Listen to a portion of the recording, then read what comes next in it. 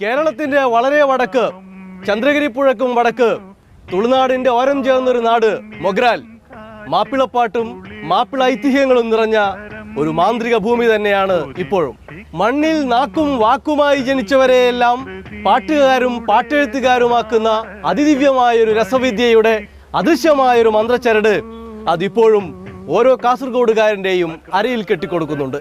ഒരു മതശാസനയുടെയും ഉത്തരീയം കെട്ടാതെ തന്നെ സർവതന്ത്ര സ്വതന്ത്രമായി പരിലസിച്ച ആ നാടോടി മാപ്പിളപ്പാട്ട് പാരമ്പര്യം കേരളീയ മുസ്ലിം ചരിത്രത്തിലോ കേരളീയ കലാചരിത്രത്തിലോ പ്രവേശിച്ചിട്ടില്ലെങ്കിൽ അതാണ് അതിനുള്ള അംഗീകാരം, അഭിമാനം. മൊഗ്രാൽ സ്വന്തം പാട്ടിന് പോയ ആ ഓർമ്മകളിലൂടെയെല്ലാം അലഞ്ഞു പോവുകയാണ് കേരള എക്സ്പ്രസ്.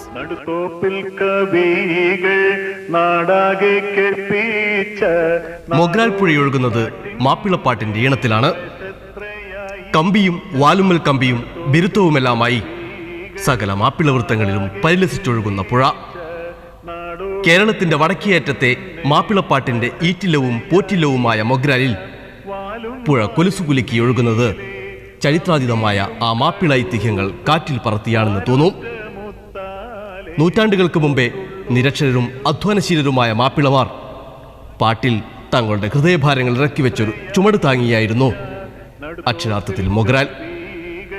പാട്ടിന്റെ പല പത്തേമാരികളിൽ നങ്കൂരമിട്ട ആ കവികുല പരമ്പരയെ ഓർത്താണ് മൊഗ്രാൽ ഇപ്പോഴും പാടുന്നത്.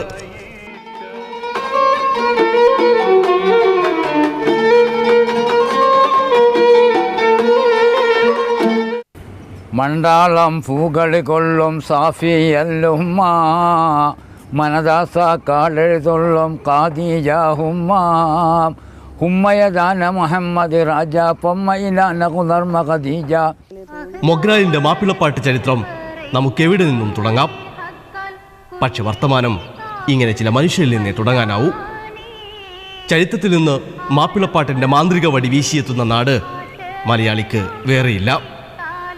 മൊഗ്രാലിൽ ജനിക്കുന്ന ഓരോ കുട്ടിക്കും നൂൽ കെട്ടുന്നത് പോലെ താരാട്ട് കെട്ടുന്നൊരു ചടങ്ങ് തന്നെയുണ്ട്.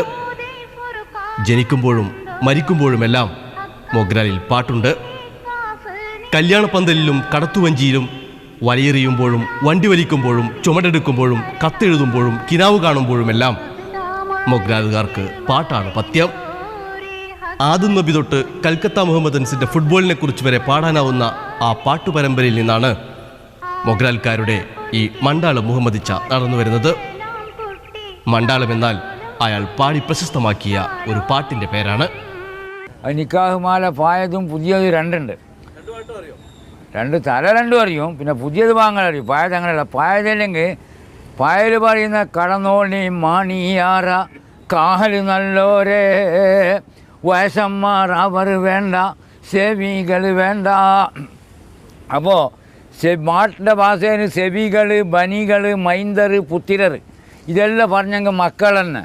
അപ്പോൾ അതിൻ്റെ ഉള്ളിലേക്ക് കടക്കുമ്പോഴേക്ക് വേഷന്മാരും അതുപോലെ തന്നെ കുട്ടികളും വേണ്ടാന്ന്. അപ്പോൾ ഈല് പറയുന്നത് അങ്ങനെ അറിയോ? കടന്നോളി മാണിയാറ കാഹലൊപ്പിത്തെ കൗതുക പാണി കാട്ടിനി ചാമയിപ്പിത്തെ, പിച്ചൽ കിളവറും കുട്ടികൾ വേണ്ട, നിച്ചമ കാട്ടിനടത്തൊടു കണ്ട, ഒച്ച കുറഞ്ഞവരും കയറണ്ട, കൈമുട്ടും ഈസരുപാട്ടും പാടിപ്പും കൊണ്ട് കരുത്തുള്ള മൂടുക്കന്മാർ അറക്ക് വേണ്ടോ, വേണ്ടിയവർ പുതുമാരനെ കണ്ട് നിത്യത്തോടറക്കകം ചണ്ട്, വിണ്ടതിനാതിരുമങ്ങിലം കൊണ്ട് കൊണ്ടോളീന അലങ്കാര പാണി പാട്ടാലും കോനായോ നബി മേലെ മദീനാലും. ഇതാണ് പുതിയ നിക്കാഹ് മാല. അപ്പോൾ സംഗതി പറയുന്ന രണ്ടും ഒന്ന് തന്നെ. അപ്പോൾ ഈ പുതിയ നിക്കാഹ് മാലയിൽ മലയാളം, അതുപോലെ തമിഴ്, ഹിന്ദി, ഇങ്ങനെ പഴയ നിക്കാഹ് മാലയിൽ സംസ്കൃതം ഇതെല്ലാം കൂടി പറയുമ്പോൾ എല്ലാം ശരിക്കും ജനങ്ങൾക്ക് മനസ്സിലാവുകയില്ല. പുതിയ നിക്കാഹ് മാല ശരിക്കും മനസ്സിലാവും. മണ്ടാളം മുഹമ്മദിച്ചയെ പോലെ പാട്ടിന്റെ മേൽവിലാസത്തിൽ മാത്രം ജീവിക്കുന്ന എത്രയോ മനുഷ്യരുണ്ട് ഇപ്പോഴും മൊഗ്രാലിൽ. മാലപ്പാട്ടും സബീനപ്പാട്ടും പൂപ്പേശൽ പാട്ടും പഴയ നിക്കാഹുമാലയും പുതിയ നിക്കാഹുമാലയുമെല്ലാം അവരുടെ പ്രാചീനമായ തൊണ്ടകളിൽ നിന്ന് പുറപ്പെടുമ്പോൾ മൊഗ്രാൽ ഭൂമിയിലോ സ്വർഗത്തിലോ എന്ന് നമ്മൾ സംശയിച്ചു പോകും.